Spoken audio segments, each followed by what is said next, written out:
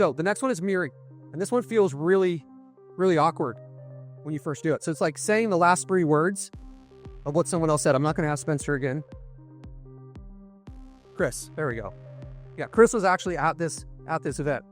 So, Chris, tell me about your, I know your daughter just won the Bowler of the Year.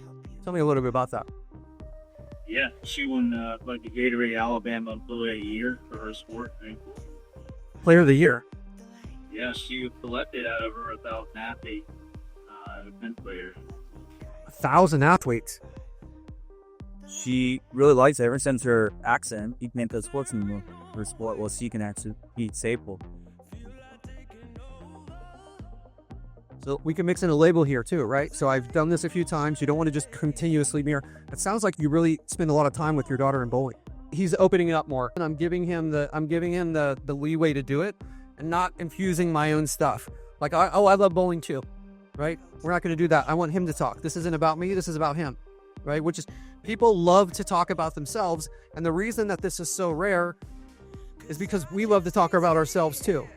So what I'm telling you is this is about him, right? I'm not going to mention whether I also own a bowling alley or I like bowling or any of that other thing. This is about him and his daughter, and he doesn't want to hear about my bowling alley. That's less than him talking about himself. Give him that opportunity. These tools allow him to keep talking. All right, so after we do this, we're going to stay silent. You mirror, you label. You're not the next person to talk. They're the next person to talk. The mirroring, it feels natural to the other side. It feels really awkward when you're the one doing it until you get used to it.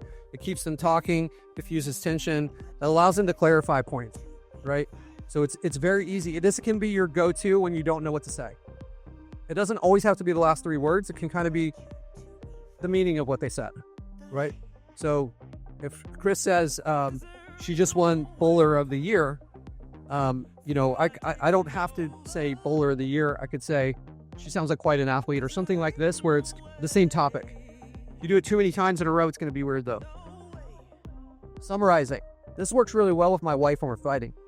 And I encourage you, like, if you guys are in an argument and you're trying to prove your point, summarizing is fantastic with your significant others.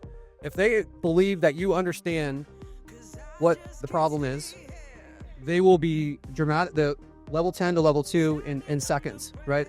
I catch myself, like Fernanda and I, we very rarely fight, and it's very rarely severe. And when we're in those severe fights, there's some point in the conversation where I realize that I'm arguing with her, and I'm like, she doesn't think that I understand her point, and that's why this is escalating, right? And I take a step back, and I'm like, so this is what I'm hearing. A, B, C, D. And the whole conversation immediately changes when we do this, right? So it's reflecting the reality. It's not the facts of the situation. It's their facts of the situation, right? It's what they believe. So they could say, hey, so what I'm hearing from you is that the earth is flat, and you think that because of this. Well, there's no judgment in there. It's their facts. It's me demonstrating that I understand their point of view, right?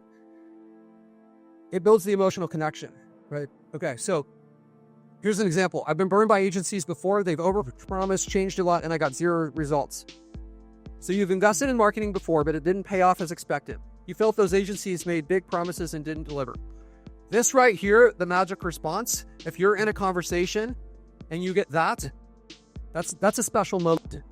That's kind of like what the goal is. When they say that's right, exactly, they're saying like, okay, you get me, right? You know the two in Avatar when they connect their things and they're like, I see you, right?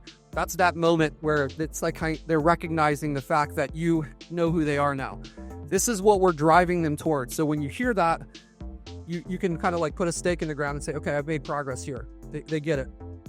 This, you're right. If they say you're right, that's completely different. You're right is like, I want to agree with you and I want to move on, but it's like, I'm not, it's a completely different thing. It's a completely different mindset. You're right versus that's right. That's right is like, oh, you get me.